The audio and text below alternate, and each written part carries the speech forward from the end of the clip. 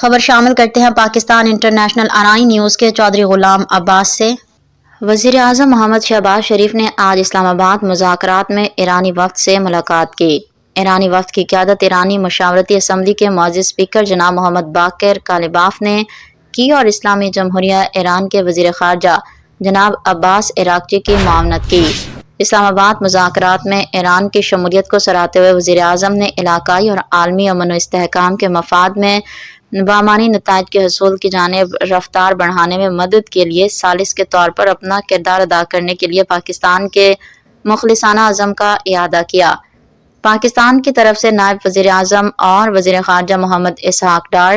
Chief of army staff اور chief of defence forces field marshal Syed Asim Munir اور وزیر داخلہ سید محسن رضا نقوی نے اجلاس میں شرکت کی اور وزیر اعظم محمد شہباز شریف نے اسلام آباد ڈاکس میں ایرانی مشاورتی اسمبلی کے معزز اسپیکر جناب محمد باقر غالب کی قیادت میں ایرانی وفد سے ملاقات کی۔